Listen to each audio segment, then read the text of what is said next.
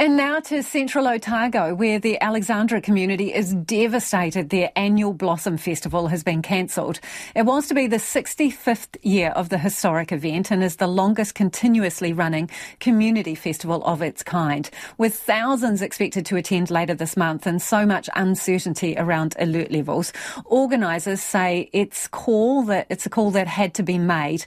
Tess Brunton has more. For many, the Alexandra Blossom Festival is a sign that spring is sweeping away a long, cold winter. The small town of 5,500 people can treble when the iconic floral floats parade through the main street.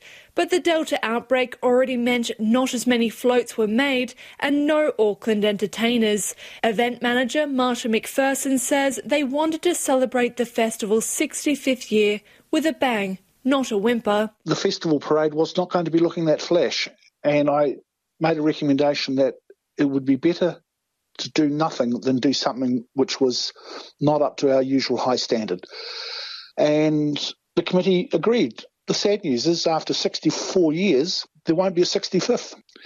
We've had to cancel our festival, which is the hardest call that I've had to make in 40 years in the entertainment industry. Martin started emailing people early this morning, saying they're disappointed but understanding. It takes quite a long time to build a floral float, which is literally covered in thousands of handmade paper flowers. And I know there are float builders out there who, like the Lions Club, who've just about got their float finished.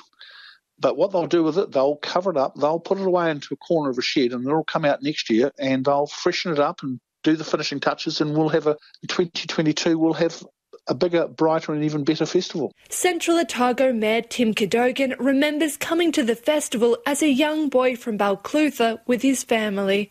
He says it's a big loss to the community. When you come out of winter here in Central Otago, for me, I see my first daffodil and my first lamb and I go, oh, beauty, we're almost out of it, because it does get a bit cold.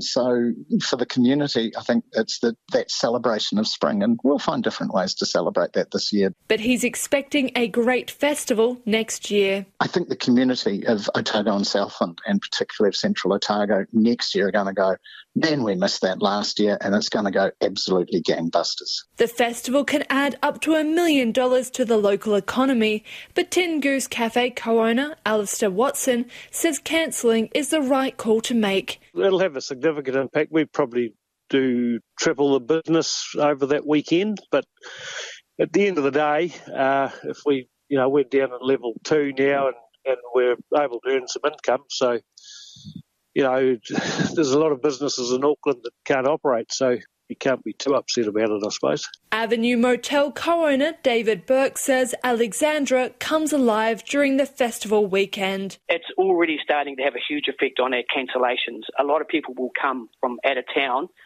purely for the Blossom Festival. For example, I've got 15 units here and 2 units that weren't full for the scheduled date. Organisers already have their sights on a bigger, better celebration next year.